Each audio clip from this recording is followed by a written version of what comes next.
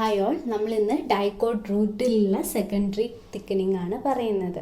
അതായത് ഡൈക്കോട്ടിലിനസ് പ്ലാന്റ്സിൻ്റെ കേസിൽ സ്റ്റെമ്മിലും റൂട്ടിലും സെക്കൻഡറി ടിഷ്യൂസ് ആയിട്ടുള്ള സെക്കൻഡറി സൈലം, സെക്കൻഡറി ഫ്ലോയം, അതുപോലെ പെരിഡേം ഫോർമേഷൻ നടക്കുന്നുണ്ട്. And it is due to the activity of cambium and കോക്സ് സെൽസ് അല്ലെങ്കിൽ ഫെല്ലോജൻ.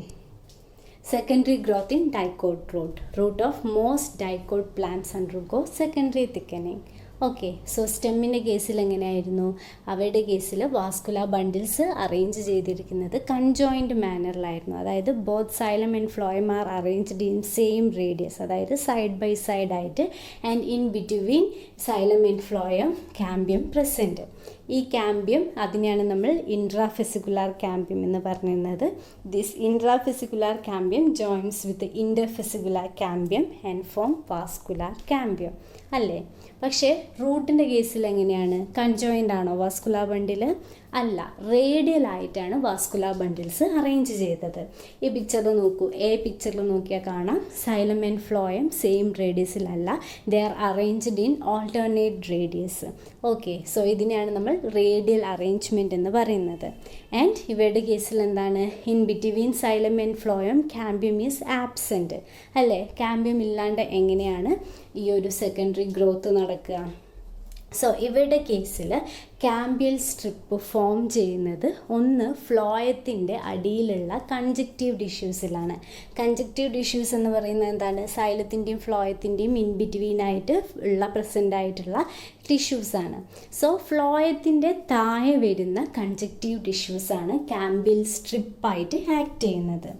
അതുപോലെ പെരിസൈക്കിൾ ടിഷ്യൂസും ആക്ട് ചെയ്യുന്നുണ്ട്.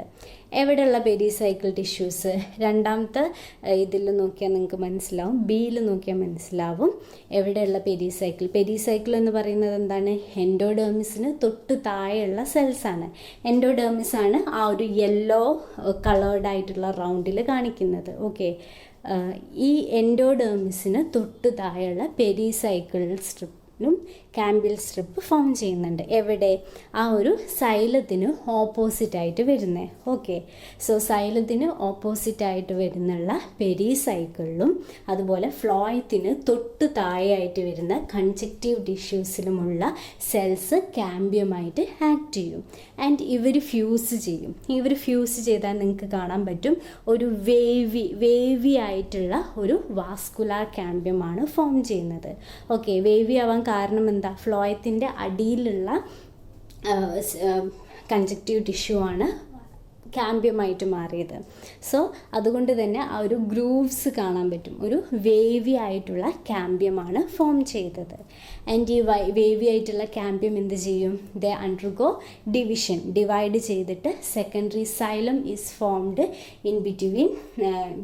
സെക്കൻഡറി സൈലം ഉള്ളിലോട്ട് സെൻറ്ററിലോട്ടേക്കും ഫോം ചെയ്യും. And secondary phloem is produced outside. പുറത്തോട്ടേക്ക് സെക്കൻഡറി ഫ്ലോയവും പ്രൊഡ്യൂസ് ചെയ്യും. നമ്മൾ ഡൈക്കോട്ട് സ്റ്റെമ്മിൻ്റെ കേസിൽ റൗണ്ടിലായിരുന്നു വാസ്കുലാർ കാമ്പിയം ഫോം ചെയ്തത്. അതായത് ഇൻ്റർഫെസിക്കുലാർ കാമ്പിയം, ആ ഒരു സൈലത്തിൻ്റെയും ഫ്ലോയത്തിൻ്റെയും നടുവിലുള്ള കാമ്പിയവും അതിന് നേരെ അതിൻ്റെ അതേ ലൈനിലായിട്ട് തന്നെ എന്ത് വരുന്നുണ്ട്? ഇൻ്റർഫെസിക്കുലാർ കാമ്പിയം, അതായത് കൺജക്റ്റീവ് ടിഷ്യൂസിലുള്ള കാമ്പിയം വരുന്നുണ്ട്. അതായത് ഒരു സർക്കുലാർ ആയിട്ടുള്ള വാസ്കുലാർ കാമ്പിയം ആയിരുന്നു ഉണ്ടായിരുന്നത്. പക്ഷേ ഇവരുടെ കേസിൽ വേവിയാണ്. സോ ഈ വേവി ആയിട്ടുള്ളത് മാറി സർക്കുലാർ ആവണം. അതുകൊണ്ട് തന്നെ ആദ്യം ഫങ്ഷൻ ചെയ്യുക ഏത് കാമ്പിയമാണ്?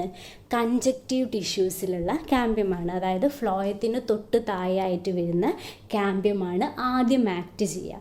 ഇവർ ആക്ട് ചെയ്തിട്ട് എന്ത് ചെയ്യും? ഒരുപാട് സെക്കൻഡറി സൈലം, അതായത് ഉള്ളിലോട്ടേക്ക് സെൽസിനെ ഒരുപാട് ആഡ് ചെയ്യും.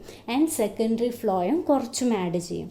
ഓക്കെ, സോ പിത്തിലോട്ടേക്ക് അല്ലെങ്കിൽ സെൻറ്ററിലോട്ടേക്കായിട്ട്, പിത്തിൻ്റെ ഡയറക്ഷനിലോട്ടോ ആ ഒരു സെൻറ്ററിലോട്ടേക്കായിട്ട് ഇന്നർ സൈഡിലോട്ടേക്കായിട്ട് ഒരുപാട് സെക്കൻഡറി സൈലവും കുറച്ച് സെക്കൻഡറി ഫ്ലോയവും പ്രൊഡ്യൂസ് ചെയ്യും ഔട്ടർ സൈഡിലോട്ടായിട്ട്. എവിടെ? കൺജക്റ്റീവ് ടിഷ്യൂസിൽ, അതായത് ഫ്ലോയത്തിന് തൊട്ട് താഴെയുള്ള കാമ്പിയത്തിൽ. സോ ഇങ്ങനെ ഉള്ളിലോട്ടേക്ക് ഒരുപാട് സെക്കൻഡറി സൈലം വരുമ്പോൾ എന്താവും? ആ ഒരു വേവി സ്ട്രക്ചർ മാറിയിട്ട് സർക്കുലാർ ആയിട്ടുള്ള കാമ്പിയമായിട്ട് മാറും. ഓക്കെ, സോ ഇങ്ങനെ സർക്കുലർ ആയിട്ടുള്ള ക്യാമ്പിയമായിട്ട് മാറിയാൽ പിന്നെ അവർ നോർമലായിട്ട് ഫങ്ഷൻ ചെയ്യാൻ തുടങ്ങും. നോർമലായിട്ട് എങ്ങനെ? സെക്കൻഡറി സൈലം ഉള്ളോട്ടും സെക്കൻഡറി ഫ്ലോയും പുറത്തോട്ടുമായിട്ട് നോർമലായിട്ട് ആക്ട് ചെയ്യാൻ തുടങ്ങും. Okay, so stellar secondary growth involves the formation of vascular cambium or ring cambium.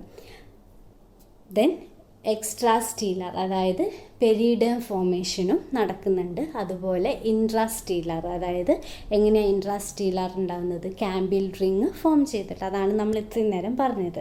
So ആദ്യം ആ ക്യാമ്പിയൽ റിങ് എങ്ങനെയാണ് ഫോം ചെയ്യുന്നത് എന്ന് ഞാൻ പറഞ്ഞത് ഒന്നും കൂടി നമുക്ക് റിപ്പീറ്റ് ചെയ്യാം. So in dicot root secondary growth begins in the steel.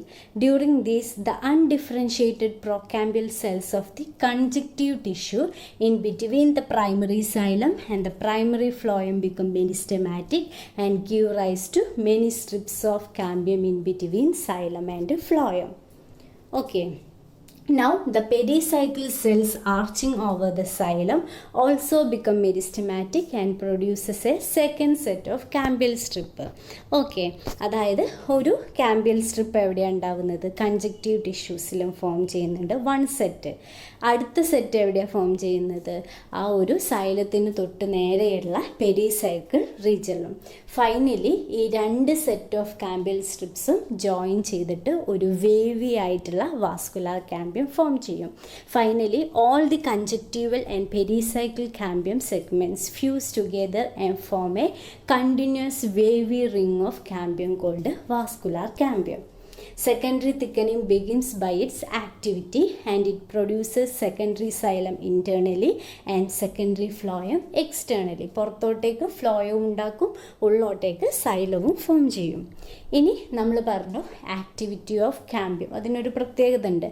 അതായത് ഒരു ഡിഫറൻഷ്യൽ ആക്ടിവിറ്റിയാണ് അവർ കാണിക്കുന്നത് അല്ലേ? കാരണം എന്താണ്? ആ ഒരു സർക്കുലാർ ഔട്ട്ലൈൻ അച്ചീവ് ചെയ്യാൻ വേണ്ടിയിട്ട് ഒരു ഡിഫറൻഷ്യൽ ആക്ടിവിറ്റിയാണ് കാണിക്കുന്നത്.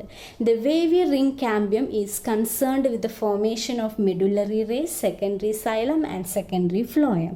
It becomes active only in those parts which lie on the inner side of the phloem patches. Okay, so conjunctive ടിഷ്യൂസിലുള്ള ക്യാമ്പിയം എവിടെയാണ് ആക്റ്റീവ് ആവുന്നത്? ഫ്ലോയത്തിന് തൊട്ടു താഴെയാണ് ആക്റ്റീവ് ആകുന്നത്. It is active is not uniform at the beginning. The conjunctival cambium become active first and the pericycle cambium become active a little later. To begin with, the conjunctival cambium cuts off more and more secondary xylem elements towards the center. Consequently, the wavy cambial ring and phloem get pushed towards the periphery. At the same time, the pericycle cambium produces only a lesser number of xylem. This differential activity of the cambium makes the wavy cambial ring nearly circular. Okay അല്ലേ? അതായത് നമ്മൾ എന്താ പറഞ്ഞത്? ആ circular outline കിട്ടാൻ വേണ്ടിയിട്ട് ആദ്യം active ആവുന്നത് കൺജക്റ്റീവൽ ക്യാമ്പിയമാണ്. അതായത് ഫ്ലോയത്തിന് താഴെയുള്ള ആ പാച്ചസ് ആണ്. എന്നിട്ട് അവരെന്ത് ചെയ്യും? More secondary xylem is produced to our inner side.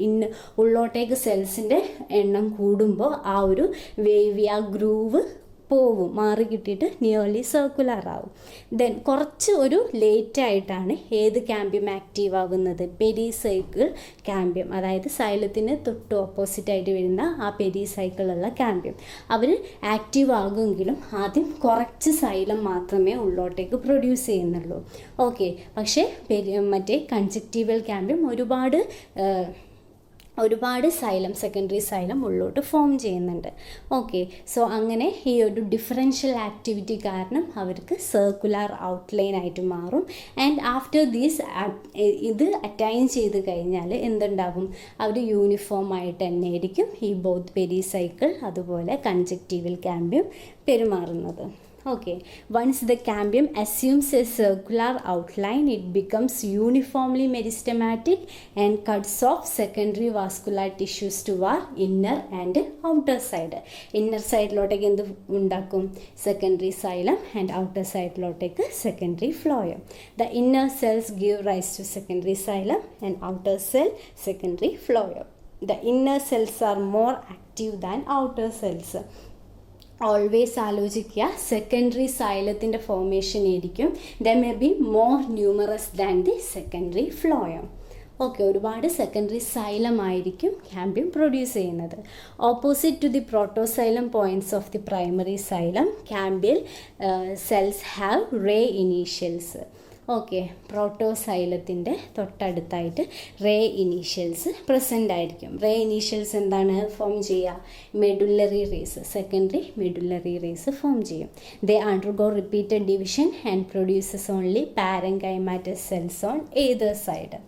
These parenchymatous cells form wide, multiseriate and radially arranged medullary rays. Okay, so നമ്മൾ ഇപ്പോൾ എന്താ പറഞ്ഞത്?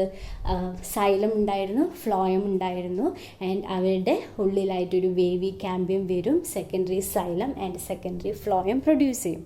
ഇങ്ങനെ ഈ സെക്കൻഡറി ടിഷ്യൂസ് പ്രൊഡ്യൂസ് ചെയ്യുമ്പം ആ ഉള്ളിലുള്ള പ്രൈമറി സൈലം ഇല്ലേ, അതായത് ആ പ്രൈമറി ആയിട്ട് വരുന്ന സൈലം, അവരെല്ലാവരും കൂടി സെൻറ്ററിലോട്ടേക്ക് പുഷ് ചെയ്യപ്പെടും. എന്നിട്ട് അവരെന്താവും? ഒരു സ്റ്റാർ ഷേപ്ഡ് ആയിട്ടുള്ള സ്ട്രക്ചറായിട്ട് മാറും. അതുപോലെ ഫ്ലോയത്തിൻ്റെ കേസിലാണെങ്കിൽ അവരുടെ സീവ് എലമെൻറ്റ്സ് എല്ലാം കംപ്ലീറ്റ്ലി ക്രഷ്ഡായി പോയിട്ടുണ്ടാവും.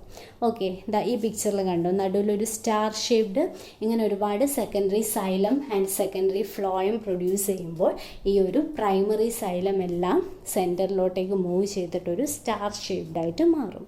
ഓക്കെ, സോ ഇത്രയ്ക്കുമാണ് ഈ ഒരു റൂട്ടിൻ്റെ ഇൻട്രാസ്റ്റീലാർ ഗ്രോത്ത് വരുന്നത്, സെക്കൻഡറി ഗ്രോത്ത് വരുന്നത്. അതായത് സ്റ്റീലിൻ്റെ ഉള്ളിലുള്ള ക്യാമ്പിയൽ ആക്ടിവിറ്റി കാരണമുള്ള ഗ്രോത്ത് ഇത്രയാണ് വരുന്നത്. അടുത്ത ക്ലാസ്സിൽ നമുക്ക് എന്ത് നോക്കാം?